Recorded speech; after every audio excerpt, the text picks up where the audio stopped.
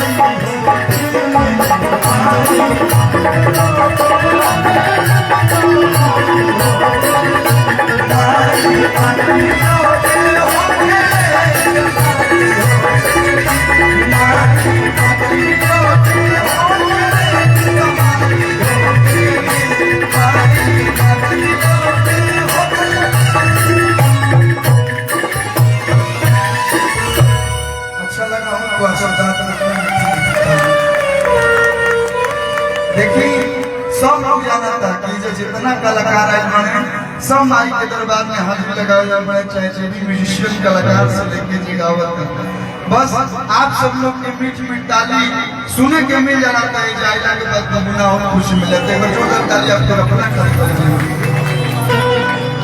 माई के धाम ऐसा है एजा एक बार जे आ जाला भैया एगो ट्यून बड़ा बढ़िया बजावे हैं कि माई के धामवा देख के ऐसा मनवा मोर करे होला रही जईती हम एही नगर जईती ना अपना घरे होला मन करला कि अपना घरे बक्सर चाहे बनारस जाए लेकिन का कर परिवार के मुंह बमाइयों के छोड़ के परिवार खातिर जाए लेकिन धाम ऐसा ना कि अइला बचाए के मन नहीं करे सब सुख मिले अच्छा ए जाइला के बचाए के मन करेला हमें ऐसा कि अइला बचाए के मन नहीं करे सब सुख मिले अधनी है विंध्यवासिनी मैया अधनी है विंध्यवासिनी मैया और जब हम गाई तो मीट मीट ताली बजा के अपने देखिए मोबाइल सारे लोग निकाले नो डाउट सबके हाथों में मोबाइल है क्योंकि 30,000 के बाद क्योंकि 40,000 के बाद क्यों सैमसंग ओप्पो आईफोन 15 16 लॉन्च होता लेकिन एक मिनट खातिर मोबाइल भुला के और दोनों हाथ उठा के माई के दरबार में कहे के बाद ताली बजा के धनी है विंध्यवासिनी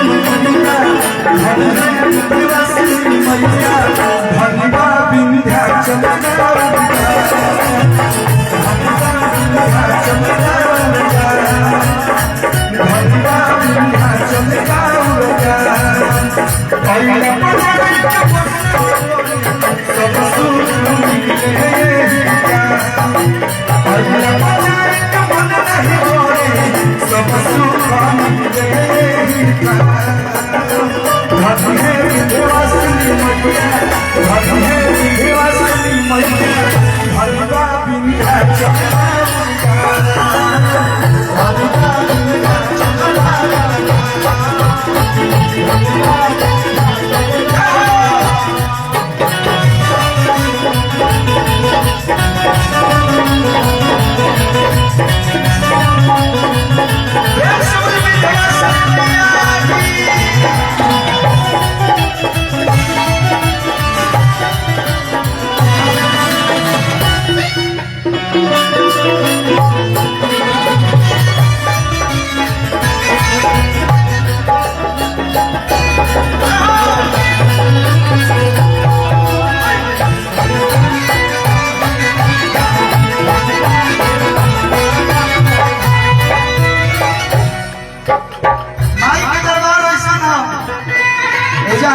पूजा पाठ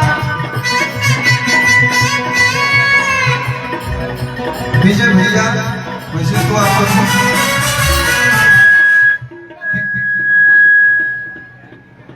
विजय भैया है, ये विजय गुरु जी अब बोल सकते हैं हम लोग।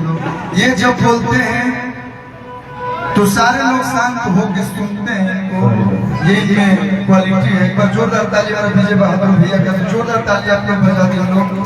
और बहुत दिन बाद आपके आशीर्वाद वाला, जब छोट रहे तब से आपके आशीर्वाद मिलता था। ये आशीर्वाद सदैव बुलंद रहो। और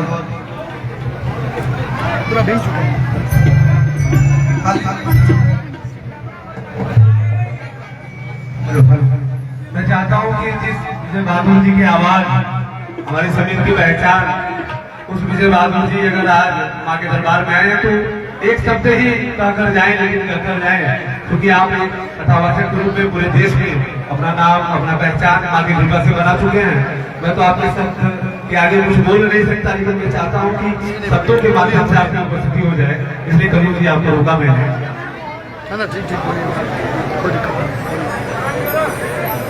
हट जा पंकज हट। जय भाई। निसम भसम भमर्दनं प्रचंड डमन खंडनं बने रणे प्रकाशनं भजाम विंध्यवास। त्रिशूलरत्न धारणं धराभिधारणं गृहे गृहे निवासनं भजाम विंध्यवास। जगत जननी जगदम्बा पराहंबा त्रिपुर सुंदरी ब्रह्मांड नायिका महामाया माँ विंध्यवासिनी के श्री चरणों में कोटि नमन।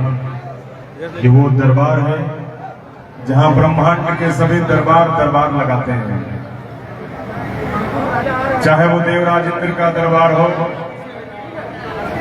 प्रजापति ब्रह्मा जी का दरबार हो, क्षीर सागर में श्री विष्णु भगवान का दरबार हो, या शिवलोक में भगवान शंकर का दरबार हो। जब माँ का दरबार लगता है तो ये सभी दरबार आके मेरी माँ के दरबार में दरबार लगाते हैं। ये मेरी माँ के दरबार की शोभा है। आज हम सभी माँ के दरबार में उपस्थित हैं। श्रीमान अश्विनी कुमार मिश्र जी, पंकज अग्रणी जी के संयोजन में माँ के दरबार में आने का सौभाग्य हमेशा से कलाकारों को प्राप्त हो। मिल गया।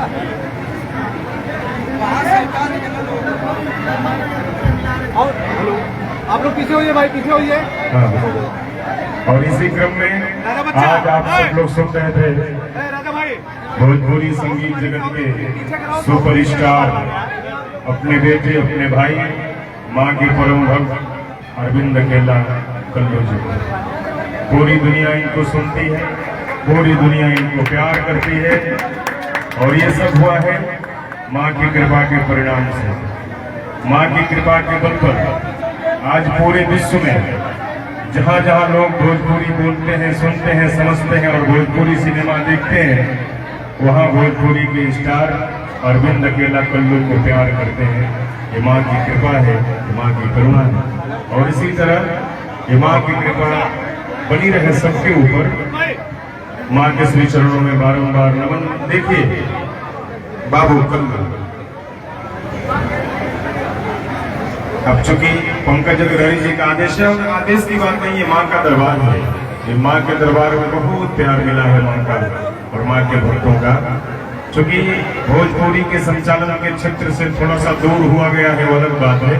श्री रामचरितमानस जी की सेवा हो रही है, लेकिन जब भी हम कभी माँ के दरबार में जाते हैं निराश होकर के संसार से, परिवार से, अपनों से निराश होकर के विपत्ति के समय जब माँ के दरबार में जाते हैं तो केवल एक ही भाव रहता है कि न तातो न माता न बंधुर न दाता न पुत्रो न पुत्री न भृत्यो न भर्ता न जाया न विद्या न वृत्तिर ममैव गतिस्तुम त्वमेका भवानी भवाब्धावपारे महादुःख भीरुपपात प्रगामी प्रलोभी प्रमत्तः कुसंसार पास प्रवद्ध सदाहं गतिस्तुम त्वमेका भवानी।